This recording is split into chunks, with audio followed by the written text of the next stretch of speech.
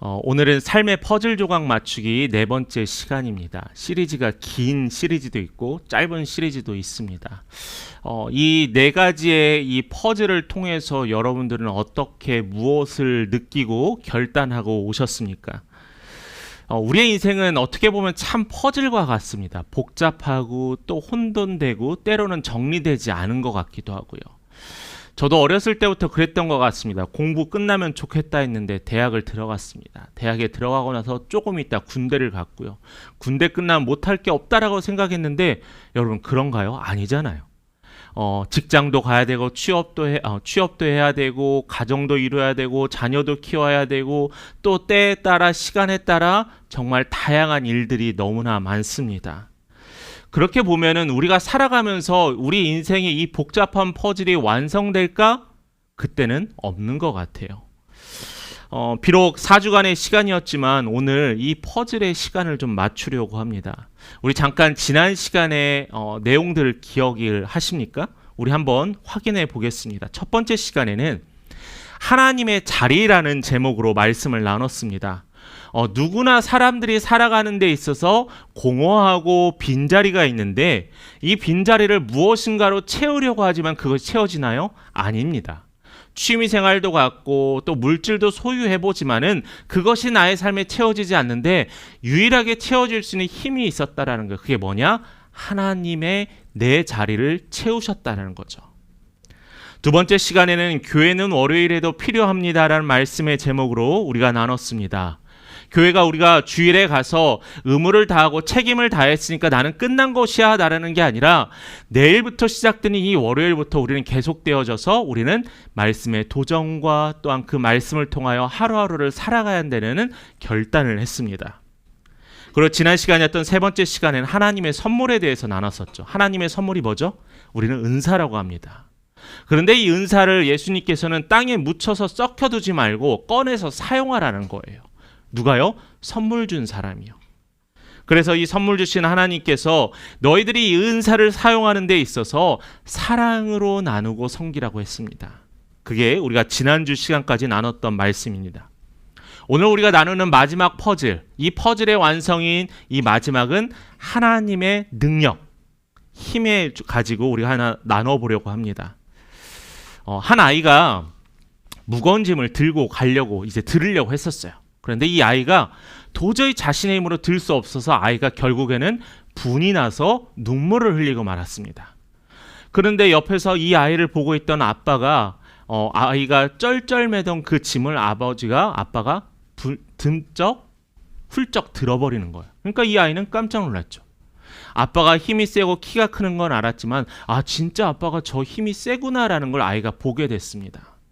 그럼 아이는 나는 약하고 아빠는 힘이 세다라고 인식하게 되었다라는 거죠. 자, 그런데 이 아이가 이 짐을 못 든 게 문제일까요? 아니에요. 아이는 힘이 없어요. 물건을 들 만한 힘이 없다라는 거죠.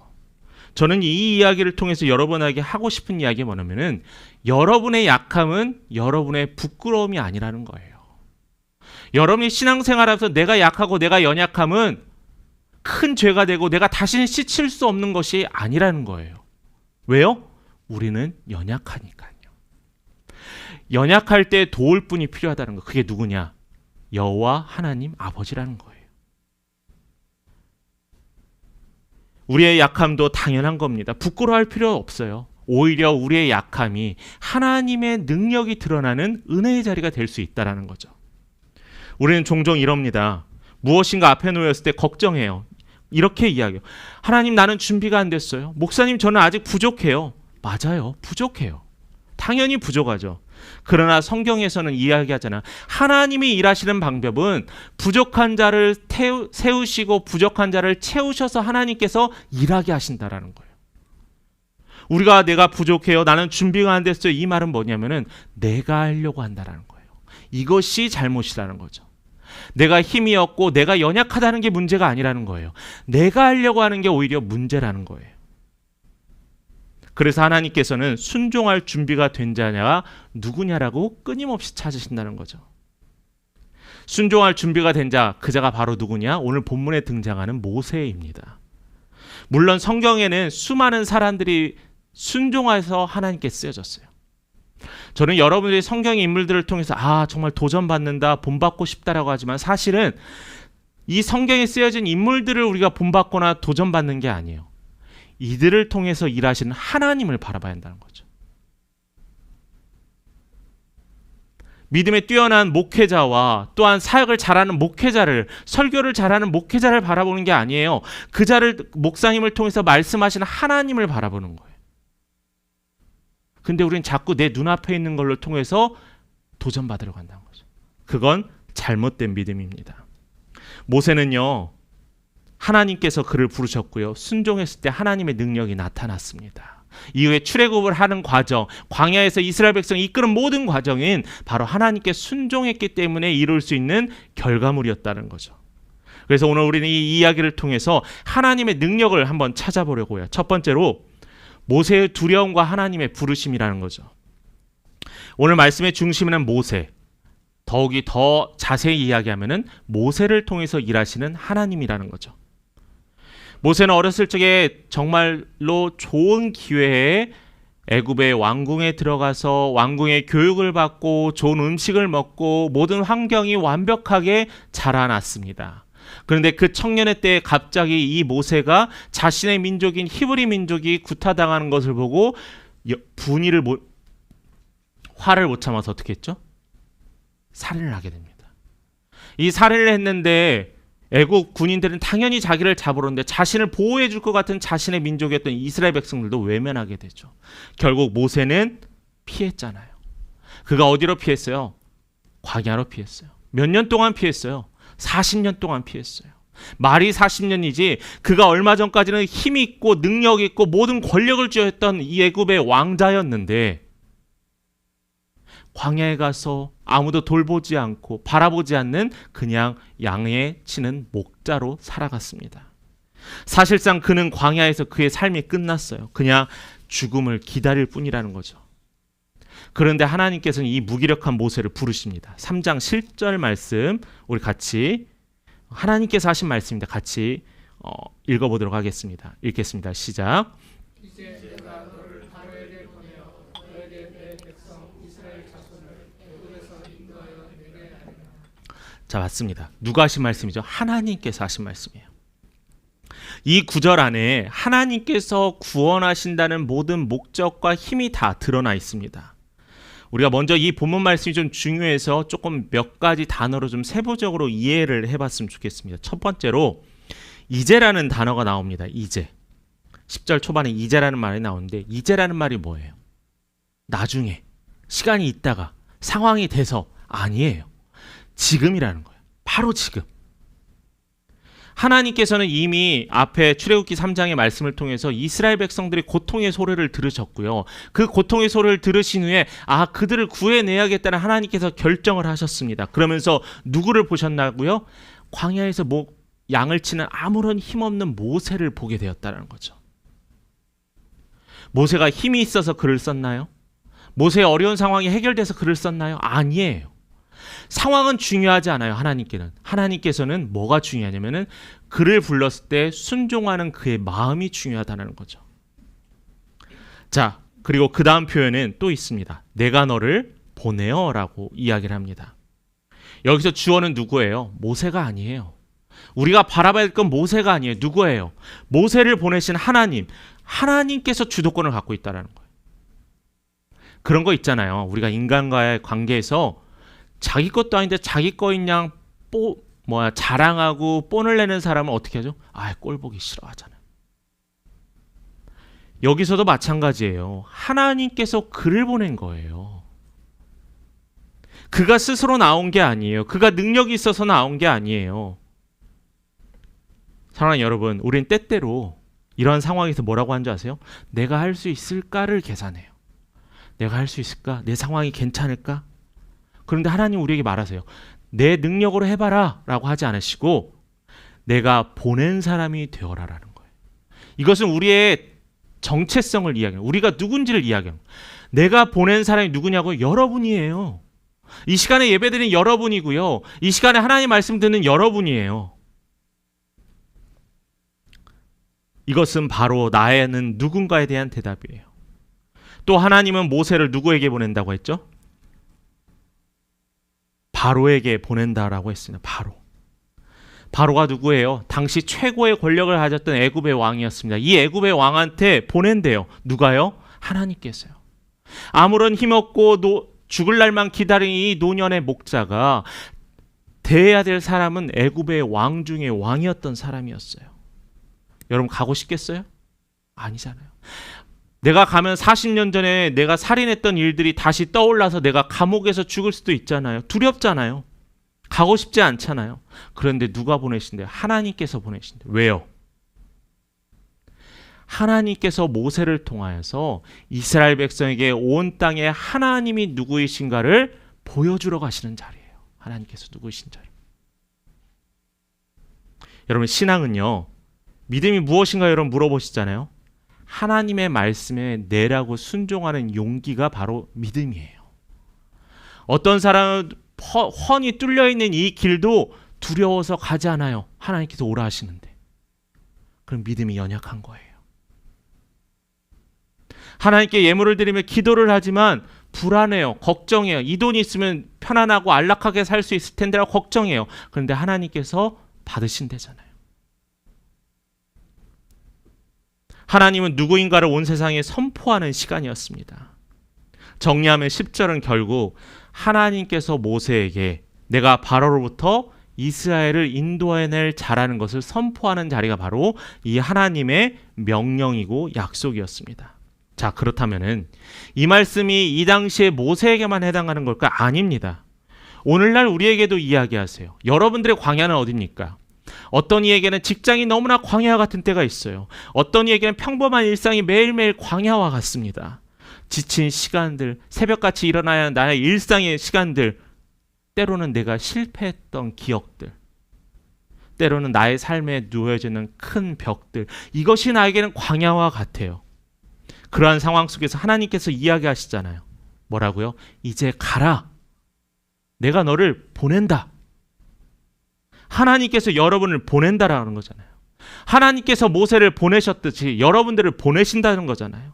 그래서 우리를 어디로 파송해요? 여러분의 가정과 직장과 믿지 않는 사람들 틈바구니에서 여러분들을 믿는 자로 보내셨다라는 거예요.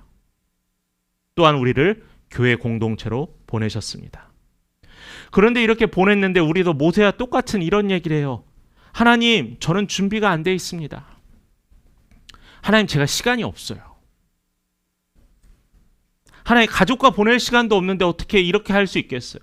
저는 정말 일주일에 한 번에 이 시간도 하나님께 어렵게 드리는 거예요. 여러분, 누가 떠오르세요? 모세가 떠오르지 않으세요? 말도 못하고 늙었고 살인자였고 백성들로부터 외면받았던 이 모세 이야기가 떠오르지 않으세요? 하나님께서 완벽하게 준비된 자를 찾으시는 게 아니에요. 모든 힘과 모든 것을 갖춘 자를 찾지 않으세요. 하나님이 일하는 자를 사용하시는 방법은, 택하시고 부르시는 방법은 다른 게 아니에요. 준비된 자, 순종하며 내라고 결단하는 자를 하나님께서는 부르신다는 거예요. 자, 그렇다면은 목사님, 저는 여전히 연약합니다. 맞습니다. 그래서 하나님께서 함께 하신다는 거예요. 우리의 약함이 오히려 하나님의 능력이 드러나는 무대가 될 수 있습니다. 그러니 오늘 여러분 이 한 절을 여러분 마음에 새기셨으면 좋겠어요. 12절 말씀 같이 한번 고백하도록 하겠습니다. 하나님이 이르시되 내가 반드시 너와 함께 있으리라. 내가 그 백성을 애굽에서 인도하여 낸 후에 하나님을 섬기리니 이것이 내가 너를 보낸 증거니라. 여러분, 하나님께서 여러분을 보내신대요. 하나님께서 여러분을 보내신대요. 여러분, 아무것도 따지지 마시고 내라고 해보세요. 여러분의 놀라운 일들이 고백되어질 것 저는 확신합니다. 우리 두 번째로 나눌 것은 약함 속에서 드러나는 하나님의 능력입니다.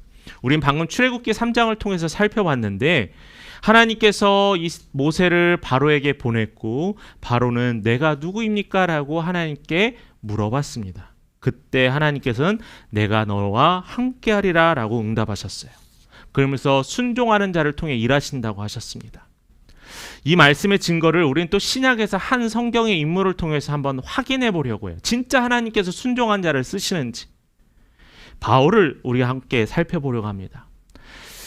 바울도 모세와 똑같은 경험들을 했었어요. 비슷한 경험들을요. 바울 하면 여러분 뭐가 딱 떠오르죠? 우리가 사도행전을 우리가 2년 동안 같이 말씀을 나눴잖아요. 바울 하면은 위대한 전도자였습니다. 사실 그런데 바울은요, 유대인들 사이에서도 비난받았고요, 또 믿는 자들 사이에서도 비난받았던 자가 바울이었습니다. 자기 편은 아무도 없었어요. 오해와 비난을 늘 갖고 있었죠. 어떤 이들은 바울을 이렇게 이야기하면 바울은 약해, 바울은 말도 잘 못해. 왜 바울은 스스로 자기를 사도라고 이야기하면, 사도는 예수님의 12제자만 사도가 될 수 있는데 왜 스스로 사도라고 하지? 교만한 자 아니야? 라고 그를 비판했습니다. 뿐만 아니라 바울은 자신의 신체적인 약점도 있어요. 피부병도 있어서 사역을 하다가 도중에 쉬었던 경험도 우리가 확인했잖아요. 이 바울이 사역을 잘 하기 위해, 감당하기 위해서 하나님께 기도했어요. 내 병을 제발 치료해달라고 무려 3번이나 간절히 기도했습니다. 그럼 우리는 어떻게 해요? 하나님께 기도했으면은 하나님께 치료해 주시겠지라고 하잖아요. 그런데 하나님께서 그의 기도를 들어주지 않았어요. 목사님, 그럼 바울도 기도를 안 들어주는데 저도 그럼 기도 안 들어줄 수 있는 거네요? 그럼 제가 굳이 이렇게 신앙생활 할 필요가 있을까요? 대신 이렇게 말씀하셨어요. 고린도후서 12장 9절의 말씀입니다. 같이 함께 봉독하겠습니다. 시작. 나에게 이르시기를 내 은혜가 네게 족하도다. 이는 내 능력이 약한 데서 온전하여 지니라 하신지라. 그러므로 도리어 크게 기뻐함으로 나의 여러 약한 것들에 대하여 자랑하리니 이는 그리스도의 능력이 내게 머물게 하려 함이라. 아멘. 이게 고백이에요. 하나님께서 내 기도를 들어주시지 않았는데 여러분 뭐라고 했어요? 내 은혜가 내게 족하대요. 섭섭하잖아요. 내가 하나님을 위해 하려고 하는데 왜 나를 이렇게 힘들게 해서 하냐? 섭섭하잖아요. 아쉽잖아요. 그런데 내 은혜가 내게 족하대요. 그런데 족하다 해서 끝난 게 아니라 내 능력이 약한 데서 어떻게 된대요? 온전해진대. 완전해진대. 내가 생각하기엔 부족하고 사람들이 생각하기엔 약점이라고 생각하지만 하나님이 보시기엔 그건 약점이 아니라는 거예요. 하나님은 인정한다라는 거예요. 그 약함 속에서 바울을 하나님의 능력을 드러나게 하셨습니다. 저도 약점이 있습니다. 부족한 점도 있어요. 제가 어떻게 완벽하겠어요. 그런데 하나님께서는 이 약점을 통하여 사람을 변화시키게 하시더라고요. 우리 찬양 중에 옛날부터 많이 부르던 찬양 있죠. 약할 때 강한 대신에. 그 찬양을 부르면서 그냥 생각 없이 부르다가 갑자기 어느 날 생각해, 왜 약할 때 강함이 되지? 약함과 강함은 반대인데. 근데 그 안에 누가 일하셨냐면 하나님이 일하셨다는 거예요. 중요한 사실입니다. 모세는 두려움 때문에 나는 할 수 없다라고 했습니다. 바울은 나의 약함 때문에 이것만 없어지면 좋겠습니다라고 기도했어요. 그러나 하나님의 대답은 동일했어요. 내가 너와 함께한다. 그런데 우리가 살아가면서 좀 약점을 감추고 싶어 하죠. 특별히 친한 친구 사이에서도 약점을 감추고 싶어 했습니다. 왜냐하면 세상에서 뭐라고 하냐면 너의 약점이 그들의 공격점이 된다라고요. 되게 마음 아픈 사실이잖아요. 내가 믿었던 친구가 내 약점을 이야기하고 다녀요. 다시는 그 친구를 상종하고 싶지 않아요. 부부싸움을 하는데 서로 뻔히 아는 서로의 약점을 가지고 마음이 찢어지게 그걸로 공격해요. 정말. 우리는 이렇게 약점을 감추고 싶어 합니다. 때로는 이렇기도 합니다. 이것만 없으면 잘할 텐데. 어떤 사람은 건강이, 어떤 사람은 성격이, 어떤 사람은 가정의 문제로. 예를 한번 들어볼까요? 부모로서 자녀에게 완벽하지 못한 자신을 자책할 수 있습니다. 내가 능력이 부족해서 잘 케어하지 못해, 분노가 있어, 뭐 이제 그런 문제로 자책할 수 있어요. 그런데 자녀는요, 부모가 완벽하길 바라면 안 돼요. 부모도요, 자녀한테 내가 완벽하길 바라는 게 아니에요. 말하는 게 아니에요. 연약해도 하나님께 기대는 부모의 모습을 통해서 신앙생활을 해가는 거예요. 직장에서는 어떨까요? 여러분의 능력이 때로는 누구에 비해서 약할 수 있으냐, 부족할 수 있어요. 그런데 우리는 그때 어떻게 해요? 난 부족해, 난 능력이 없어라고 사람들의 이야기에 내가 흔들리는 게 아니라 그때 기도하며 하나님께 구하는 거예요. 그랬더니 정말 놀라운 일이 생깁니다. 직장의 동료들이 왜 이렇게 갑자기 잘해가고 있어? 라고 물어봅니다. 그때 기도하며 준비했더니라고 하는 거예요. 그게 복음이에요. 가정의 문제나 인간관계 속에서 내가 약하다라고 느낄 때 바로 그때가 하나님께서 나를 붙드시고 나에게 능력을 주시는 그때라는 겁니다. 모세는 나는 누구에게 질문과 바울은 이것만 없어지면 기도는 결국 같은 문제였어요. 그러니 하나님의 대답은 동일합니다. 내가 너와 함께하리라. 그렇다니 대답은 내 은혜가 내게 족하다라고 하는 겁니다. 마지막 세 번째로 우리의 두려움 속에서 주어지는 약속이 있습니다. 혹시 어린 시절에 이런 경험 해보셨나요? 이제 자다가 일어났는데 깜깜한 거예요. 아무도 없는 거예요. 그럴 때 어떻게 하죠? 웁니다. 엄마 어디 갔어? 아빠 어디 갔어? 막 이렇게 울어요. 꿈이 무서워서 자다 일어났는데 아무도 없을 때 그렇게 합니다. 근데 그 아이의 울음소리를 듣고 엄마가 옆에 나가서 엄마 여기 있어, 걱정하지 마, 울지 마, 엄마가 옆에 있을게 라고 약속을 해요. 그러면서 그 아이는 이제 더 이상 무섭거나 두렵지 않습니다.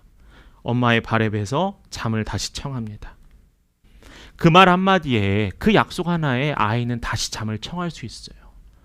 그러나 변한 건 없습니다. 어두웠던 상황, 엄마가 아이가 잠들면 옮길 수 있는 그런 상황이 달라진 게 아니에요. 그러나 아이가 평안해질 수 있는 이유는 바로 약속해주는 엄마가 있었기 때문에, 나를 지켜주는 엄마가 있기 때문이에요.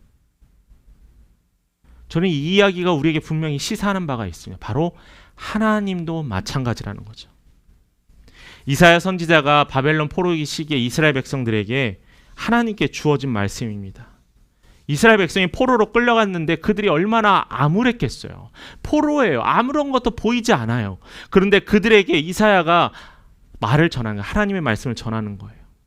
이사야 41장 10절 말씀 우리 한번 기억하며 외워보겠습니다. 두려워하지 말라. 내가 너와 함께함이라. 놀라지 말라. 나는 내 하나님이 됨이라. 내가 너를 구세주하리라. 참으로 너를 도와주리라. 참으로 나의 의로운 오른손으로 너를 붙들리라. 아멘.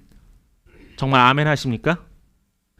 여러분, 하나님께서 이 말씀을 통해서 내가 내 상황이 나아지면 너를 도와줄게라고 했을까요? 아니에요. 그들은 포로 시기였어요. 하나님께서는 그 자리에서 내가 너를 붙든다고 하셨고 하나님은 늘 어디든지 너와 함께 있으리라는 약속을 해주셨습니다. 우리가 붙잡아야 될 그 약속이 바로 이 말씀이에요. 경제적으로 걱정도 되고 자녀의 진로도 걱정이 되고 취업도 걱정되고 결혼도 걱정됩니다. 건강의 어려움 때문에 두려워합니다. 그러나 하나님은 여전히 우리에게 이야기하세요. 두려워하지 말아라. 내가 너와 함께하리라. 성령이 너희 안에 임하시고 권능을 받으시면은 권능을 받은 너희와 형통케 되리라는 거예요. 하나님께서 이렇게 그냥 약속으로만 끝나시는 분일까요? 아니라는 거예요. 하나님이 직접 도우시고 붙드시는 분입니다. 예를 한번 들어볼까요? 예수님께서 어두운 풍랑 가운데, 바다 가운데 제자들이 배 위에 있었습니다. 풍랑이 일어나 제자들은 두려워했죠. 죽을까 봐요. 근데 그 두렵고 떨고 있는 그 제자들의 모습을 보고 예수께서 무리를 걸으셔서 그들에게 다가갔습니다. 그들은 그것을 보고 더 오히려 두려워했습니다. 예수께서 다가와서 베드로에게 이야기했을 때 내 손을 잡고 내가 일어나라, 무리를 걸으라 했을 때 베드로는 잡고 일어났습니다. 근데 어떻게 됐죠? 세 발도 안 돼서 베드로는 물에 빠졌잖아요. 예수께서는 물에 빠진 그를 직접 건져 올리셨다라는 거예요. 말만 하신 분이 아니라는 거죠. 오병이의 기적이 어땠나요? 예수의 말씀을 듣고자 원하는, 하나님의 나라를 듣고자 원하는 사람들이 모였어요. 그들이 배고픔을 보고 예수가 마음이 아파서 그들에게 실질적으로 공급할 먹을 것을 나눠주기 시작했습니다. 예수님 우리를 먹이시는 분이에요. 우리를 입히시는 분이에요. 예수님 말만 하시는 분이 아니라는 거죠. 하나님은. 저는 그래서 여러분의 삶 속에서 매 순간 이 약속을 붙드셨으면 좋겠습니다. 회의 전에 기도하는 사람이 되십시오. 사람과의 대화 전에 하나님의 지혜를 구하는 여러분의 삶이 되시길 바랍니다. 출근길을 가실 때 여러분 하나님의 인도를 구하시는 여러분 되시길 바라요. 그 구함을 통해서 하나님께서 직접 그 능력으로 일하실 것이기 때문입니다. 성도 여러분, 하나님의 능력으로 사는 삶은 거창한 기적만을 바라는 게 아니에요. 매번 홍해의 기적이 갈라지는 게 아니에요. 여러분, 놀라운 기적이 먼저 일어난 게 뭔지 아세요? 여러분들이 하나님께 예배드리는 게 기적이에요. 한국 5천만의 인구 중에서 800에서 600만 밖에 안 되는 이 기독교인들 가운데서 특별히 이곳에서 예배드리는 여러분들이 기적이라는 거예요. 이것만큼 기적이 어디 있어요? 그런데 그 기적뿐만 아니라 우리의 삶에서 작은 것 하나하나 하나님께서 일해 주신다는 거예요. 순종으로, 약함 속에서 순종으로 내딛고 하나님께 의지하며 살아가시길 바랍니다. 하나님 왜 일하지 않으세요? 하나님 왜 내 앞에 드러나지 않으세요? 라고 하지 마시고 하나님께서 오라 하실 때 순종하는 믿음을 먼저 결단하시기 바랍니다. 그럴 때 우리는 놀라운 걸 경험해요. 내 힘으로는 할 수 없었는데 하나님이 나와 함께 계시니 능치 못할 일이 없을 거다라는 것을 여러분 매일매일 삶으로 경험하실 간절히 축복합니다. 하나님께서 우리의 인생의 퍼즐을 맞추실 때 복잡하고 또 혼란스럽고 어설퍼 보이던 조각들이 이제 누구를 통해서요? 하나님을 통해서 맞춰져 갑니다. 하나님의 사람을 통해서 맞춰져 가고요. 하나님께서 상황을 바꾸셔서 맞춰갑니다. 오로지 하나님만이 우리의 삶을 완성시킬 수 있음을 여러분 기억하시길 바랍니다. 말씀 마무리합니다. 사랑하는 성도 여러분, 우린 지난 4주간 삶의 퍼즐 조각 맞추기라는 시리즈로 말씀을 들었습니다. 그리고 결단했어요. 하나님만이 우리의 빈자리를 채우실 수 있습니다. 교회에서의 시간뿐만 아니라 우리의 일주일의 모든 시간을 사랑으로 섬기겠습니다. 하나님이 주신 선물을 통하여서 사랑으로 돕고 주의 백성이 되겠습니다. 그리고 이 모든 것들은 누구의 힘으로요? 하나님의 능력으로. 결국 성도의 삶은요, 내가 하려고 발버둥 치는 게 아니라 나를 통해 일하시는 하나님을 바라보며 구하는 것이 성도의 삶이고 믿음이에요. 그러므로 우리는 이렇게 결단합시다. 하나님, 저는 연약합니다. 그러나 그 약함 속에서 하나님이 일하실 것을 저는 믿습니다. 또 이렇게 고백합니다. 주님, 저는 준비되지 않았어요. 그러나 순종하겠습니다. 그리고 내 인생의 퍼즐을 완성해 주실 분은 오로지 여호와 하나님 한 분이십니다. 이 믿음으로 살아가는 자에게는 하나님께서 함께 하신다고 약속해 주셨어요. 보여주셨어요. 이 시간 함께한 성도님들의 삶 속에서 여러분들께서 매일매일 하나님이 일하심을 늘 체험하고 또는 여러분들의 입술로 고백하고 간증하는 우리 귀한 기쁨의 삶 되길 간절히 축원합니다.